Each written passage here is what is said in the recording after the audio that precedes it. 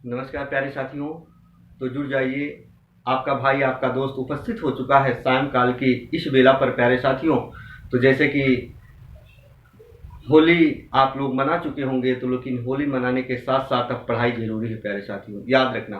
तो सबसे पहले हम बता दें, जितेंद्र क्लासेस की इस ऑनलाइन कक्षा की तरफ से आप सभी लोगों को आपका भाई आपका दोस्त बहुत बहुत हार्दिक स्वागत करता है प्यारे साथियों। तो जुड़ जाइए, आज हम जिस बिंदु को लेकर आए हैं प्यारे साथियों, मैं उनके लिए विशेष कर उन विद्यार्थियों के लिए कह रहा हूं जो हमारे विद्यार्थीगण, जो हमारी विदुषी बहनें, जो हमारे विद्वान साथी सदैव याद रखना कंसेप्ट वाइज हिंदी ग्रामर सीखते हैं। तो उनको जितेंद्र सर के साथ जुड़ना पड़ेगा और उनके ऊपर भरोसा भी करना होगा। पर याद रखना, मैं हमेशा से हमेशा के लिए सच्चाई बताते आया हूँ प्यारे साथियों। वही मित्र हमारे साथ जुड़ेंगे जो यदि कंसेप्ट वाइज हिंदी पढ़ना चाहेंगे, वही जुड़ेंगे। अन्यथा बहुत सारी पाठ्य सामग्री, बहुत से सारे आपके मित्र इस मार्केट में उपलब्ध हैं, आप शायद जुड़ सकते हैं प्यारे साथियों। कोई वो नहीं है, पर यदि कंसेप्ट वाइज पढ़ना होगा, हर तौर तरीके से पढ़ना होगा, ताकि एग्जाम में प्रश्न कहीं से आए तो आपको उसका खामियाजा ना भुगतना पड़े, ताकि हम प्रश्न को हल करके आए। तो उसके लिए आपको बहुत मेहनत करने की आवश्यकता होगी प्यारे साथियों। आज हम जिस बिंदु पर आपसी वार्तालाप करेंगे, याद रखना, रचना या बनावट के आधार पर शब्द 3 प्रकार के होते हैं। पर याद रखना मित्रों, मेरी एक गारंटी है प्यारे साथियों, वास्तविकता बता दूं, यदि आप कंसेप्ट वाइज पढ़ोगे तो चीजें याद रखना आपके दिल और दिमाग में इस तरह से बैठ जाएंगी कि उसको भूल पाना ही नामुमकिन होगा, याद रखना। तो सबसे पहले आइए हम बात करेंगे आज रचना या बनावट के आधार पर शब्द के प्रकार। मित्रों याद रखना, यही है रचना या बनावट। बनावट के आधार पर शब्द के जो प्रकार होते हैं प्यारे साथियों, वो कितने होते हैं? 3 होते हैं रचना या बनावट के आधार पर। तो सबसे पहले होता हमारा क्या मित्रों? रूढ़ शब्द होता है, एक होता है। दूसरा क्या? यौगिक शब्द, यौगिक शब्द होता है। और तीसरा क्या होता है? योग रूढ़ शब्द होता है। जी हाँ, योग रूढ़ शब्द होता है प्यारे साथियों। आज इसी तीनों बिंदु पर हम आपसी वार्तालाप करेंगे। आप ना उंगली पे नचाना, तो याद रखना, आप कमेंट बॉक्स में बता देना कि आपका भाई आपका दोस्त जो कह रहा है कि मेरे प्यारे दोस्त समझ में नहीं आई चीजें। पर ऐसा हो ही नहीं सकता यार, कभी जिंदगी में नहीं हो सकता। आप देखते हैं आंसर दोगे, आप किताब में पढ़ते हो, नाना प्रकार की पाठ्य सामग्री पढ़ते हो, क्यों नहीं बता पाते हो? रीजन होता है, रटते हो प्यारे साथियों। नहीं तो मैं रियल बता दूं, जो बंदा यदि बुक से दोस्ती किया, मैं रियल बता दूं, दोस्ती बुक से यदि किए हो, बहुत ढंग से यदि पढ़े हो, तब भी गलत नहीं होगा यार। सो सीधी बात बताता हूँ, सच्चाई के रास्ते पर चलना बताता हूँ। या तो जितेंद्र सर के साथ जुड़िए, तहलका तब भी मचाओगे। तो रूढ़ शब्द यौगिक योग रूढ़ शब्द होते हैं। सबसे पहले इसका स्क्रीनशॉट लो। रचना या बनावट के आधार पर अगर आ जाए, रचना या बनावट के आधार पर शब्द के प्रकार कितने होते? 3। योग रूढ़ यानी रूढ़, यौगिक और क्या? योग रूढ़। आइए सबसे पहले हम एक एक पर अब चर्चा करेंगे। जी हाँ, रूढ़ शब्द क्या होते हैं? जैसे हम बात करें मित्रों, रूढ़ शब्द विन्हें कहा जाता है। याद रखना, बहुत ध्यान से सुनना। रूढ़ शब्द जब तक एक में होते हैं तब तक तो वो अर्थ देंगे, लेकिन जब उनका विच्छेद कर दोगे, विखंडन कर दोगे, 2 भागों में तोड़ दोगे, तो अर्थ कदापि नहीं देंगे। दुनिया की कोई ताकत नहीं जो उनको अर्थवान बना दे। प्यारे साथियों नोट करना, जैसे हम लिख रहे हैं अभी आप समझ जाओगे, और हम इसके कुछ बिंदु देंगे। 100 मर्ज की एक दवा होगी जो हर एग्जाम में काम करेगी। जैसे एक प्रश्न लिख दिए मित्रों, देखो जरा, जैसे मैंने लिखा चावल, जैसे मैंने लिखा देखो आंख, जैसे मैंने लिखा मुंह, जैसे मैंने लिखा दांत, जैसे मैंने लिखा नल, जैसे मैंने लिखा कल, जैसे मैंने लिखा आज, कुछ भी लिख दिया। जरा देखो, तो इन शब्दों को यदि आप तोड़ोगे तो चावल का जैसे चा जमा वल कर दोगे, तो उल्टा सीधा कैसे भी तोड़ोगे, तो ऐसे कर दोगे चावल जमा ले कर दोगे, ऐसे तोड़ोगे, और कोई दूसरा तरीका नहीं है। आंख को तोड़ोगे आ जमा ख कर दोगे, ऐसे याद रखना। दांत ऐसे नल कल आज ऐसे तोड़ दोगे। जी हाँ, पर एक चीज याद रखना, यदि सफलता के दरवाजे तक पहुंचना है तो ये तो रही रटने की विद्या जो मैंने बताया। अब ध्यान से सुनना मित्रों, क्या जो ये चावल है, क्या ये किसी संधि का एग्जाम्पल है? क्या जो आंख लिखा किसी संधि का एग्जाम्पल है? क्या मुंह, दांत, नल, कल आदि जो लिखा क्या किसी संधि का एग्जाम्पल है? क्या इनमें सभी में कोई उपसर्ग या प्रत्यय जुड़ा है? नहीं ना, ना तो किसी संधि का एग्जाम्पल है। क्या ये किसी समास का एग्जाम्पल है? कोई कहे दांत कौन सा समास का एग्जाम्पल होगा, मुंह कौन से समास का एग्जाम्पल होगा, चावल कौन सा समास का एग्जाम्पल होगा, तो आपके दिमाग साइलेंट क्यों हो जाते हैं? अरे भैया, जब ना तो ये कोई संधि, ना तो कोई समास, ना तो कोई उपसर्ग, ना तो कोई प्रत्यय का जब एग्जाम्पल होगा तो वही क्या होता है? रूढ़ शब्द होता है प्यारे साथियों।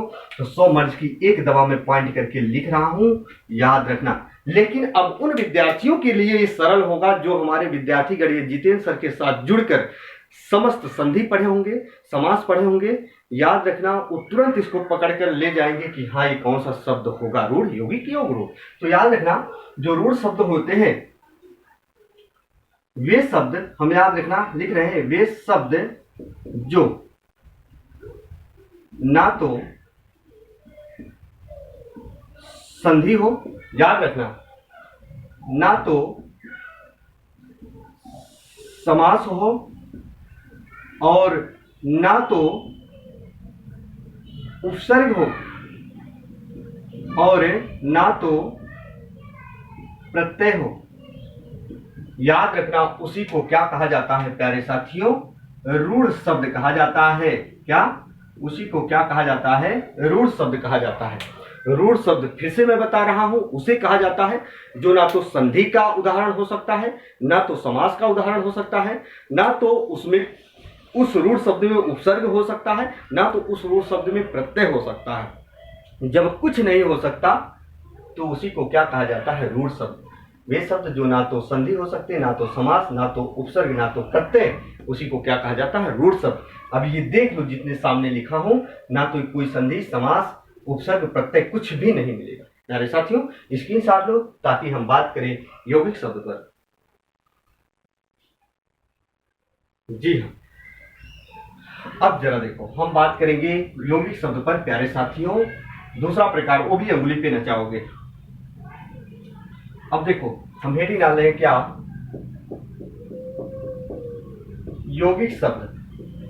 100 मर्ज की एक दवा। ये भी यौगिक शब्द उसे कहा जाता है, जैसे हम बात समझ लेना, जैसे मैं एक प्रश्न लिख रहा हूं, सामाजिक, तो इसका संधि विच्छेद करोगे तो याद रखना, समाज जमाइक। सामाजिक कैसे करना? समाज जमा इक।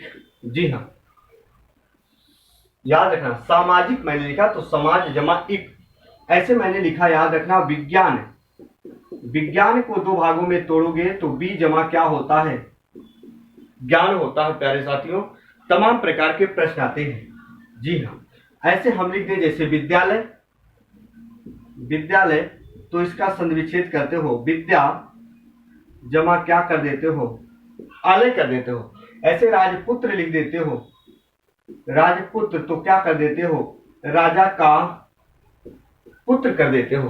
प्यारे साथियों, याद रखना, जो मेन बिंदु है उस पर हम आपसी वार्तालाप करेंगे। जो हमारे यौगिक शब्द होते हैं, जी हाँ, अब बहुत अच्छी बिंदु बोलने वाले हैं, अच्छे पॉइंट बोलने वाले हैं। जो यौगिक शब्द होते हैं तो सभी संधि के जितने भी उदाहरण होते हैं, याद रखना, सभी संधि का उदाहरण।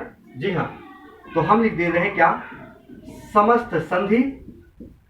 अब जो संधि पढ़े होंगे उनको याद होगा, समस्त जो संधि होता है वो भी यौगिक शब्द होता है। हम कह सकते हैं, याद रखना, समस्त, समस्त उपसर्ग का उदाहरण, उपसर्ग का उदाहरण वो भी यौगिक शब्द होगा। हम कह सकते हैं, याद रखना, समस्त प्रत्यय का उदाहरण, प्रत्यय का उदाहरण वो भी क्या होगा? यौगिक शब्द होगा। जी हाँ प्यारे साथियों, याद रखना, समास में सभी, जी हाँ, मैंने क्या लिखा? समास में सभी उदाहरण, सभी उदाहरण पॉइंट करके लिख रहा हूं। याद रखना, पॉइंट करके लिख रहा हूं, लेकिन बहुव्रीहि समास को छोड़कर, लेकिन बहुव्रीहि समास को छोड़कर। तो याद रखना यौगिक शब्द किसे कहा जाता है? जितना भी इस ब्रह्मांड में, इस दुनिया में कोई भी शब्द हो, जिस शब्द का नाम लेते ही हमारे मानस पटल में ये तुरंत आ जाए, हाँ यार ये तो संधि का एग्जाम्पल है। जैसे विद्यालय, हिमालय, कुछ भी लिख दे, परोपकार, स्वदेश, याद रखना सीमांत, रेखांश, कुछ भी ले ले प्यारे साथियों। तो याद रखना समस्त संधि का एग्जाम्पल, समस्त उपसर्ग, समस्त प्रत्यय। समास में बहुव्रीहि समास को सिर्फ निकाल दो, बाकी सभी समास का भी पोर्शन क्या होता है? यौगिक शब्द होता है। जी हाँ, इसका स्क्रीनशॉट लो प्यारे साथियों, फिर हम आगे बढ़े। जी हाँ, चल योग रूढ़ शब्द जरा देखो। अब यहां देख लो, जैसे हम सामाजिक लिखे हैं तो एक यहां प्रत्यय है और दो भागों में तोड़े। याद रखना विद्यालय को दो भागों में तोड़े, राजपुत्र ये समास है, राजा का पुत्र है प्यारे साथियों। चल योग रूढ़ शब्द क्या होता है, जरा इस बिंदु पर हम आपसी वार्तालाप करें। जी हाँ, जरा देखो योग रूढ़ जो शब्द होते हैं, पॉइंट करके लिख दे रहा हूं यार, सोमर्ज की एक दवा हमेशा काम आएगी, कभी गलत नहीं होगा। तो याद रखना हम यहां लिख दे रहे हैं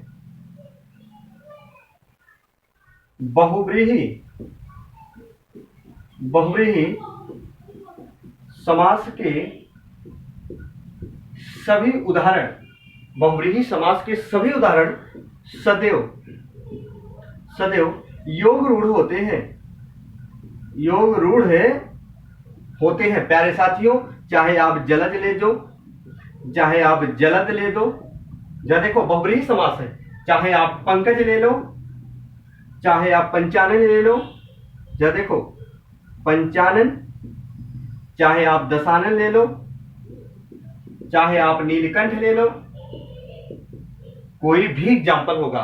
तो बहुव्रीहि समास के समस्त एग्जाम्पल जो होते हैं प्यारे साथियों, याद रखना वो सभी के सभी क्या होते हैं? योग रूढ़ होते हैं। यानी जलज किसका पर्यायवाची है? कमल का। याद रखना जल में जन्म लेने वाला, अर्थात जलद, याद रखना जल देने वाला, जलद यानी बादल का पर्यायवाची। पंकज कब को कहा जाता है? पंचानन, सदानन, दशानन, नीलकंठ। नीलकंठ भी बहुव्रीहि समास है। भ्रम में मत पड़ना, जो मित्र हमारे नहीं समास पढ़े होंगे तो जाकर वीडियो देखिएगा, तहलका मचाओगे प्यारे साथियों। तो समस्त बहुव्रीहि समास के जो उदाहरण होते हैं वो योग रूढ़ शब्द होते हैं, लेकिन बहुव्रीहि समास जब जानोगे प्यारे साथियों तो ही कर पाओगे। तो एक बार इसका भी स्क्रीनशॉट ले लो। जी हाँ, चल तो प्यारे साथियों हमारी कक्षा यहीं तक थी। नेक्स्ट दिन हम पुनः जब मुखातिब होंगे आप सभी लोगों के सामने तो आपसी वार्तालाप करेंगे। तब तक के लिए प्यारे साथियों शुभ रात्रि।